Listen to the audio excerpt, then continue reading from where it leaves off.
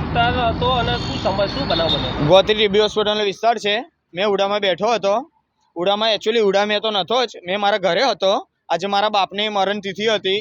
તો એક ફ્રેન્ડનો ફોન આવ્યો કે ભાઈ પહેલાં અમે ઉત્તરાયણમાં મેટર થયેલી હતી કોઈ વસ્તુ કે 2 નંબરનો ધંધો એ માણસે કરી રહ્યો છે. લસ્સી નામનો માણસ છે, લસ્સી ઉર્ફે યશ વસાવા. એ કંઈ 2 નંબરનો ધંધો કરે છે. કોઈ વાંધો નહીં, 2 નંબરનો ધંધો કરતો હોય તો અમુક વસ્તુમાં અમે લોકો પોલીસવાળાને હેલ્પ કરી હતી. પણ હવે લક્ષ્મીપુરા જ એમને સાથ આલી રહેલું છે. બરાબર છે, પોલીસવાળા ખુદ જ એમને સાથ આલે છે. એ આવીને બોલતો હતો એવું કે જો 5 ઘા મારીને ગયો છે મને, અને એવું બોલતો હતો કે અહીંયા જ ગાંજાનો ધંધો મેં કરીશ, તમારથી થાય એ તોડી લો.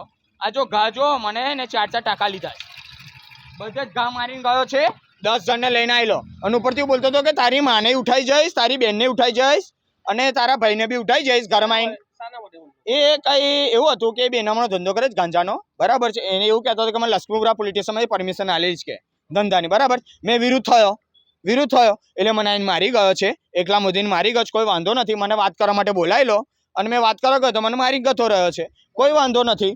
હવે એવું કહે છે કે મને લક્ષ્મીપુરાની પરમિશન છે કે લક્ષ્મીપુરાને મેં ને બાટલીઓ આલું છું, એટલે મને આગળ પરમિશનનો ધંધો આલ્યો છે કે પરમિશન આલી છે કે ધંધો ગાંજાનો ધંધો કરવા માટે. બરાબર છે.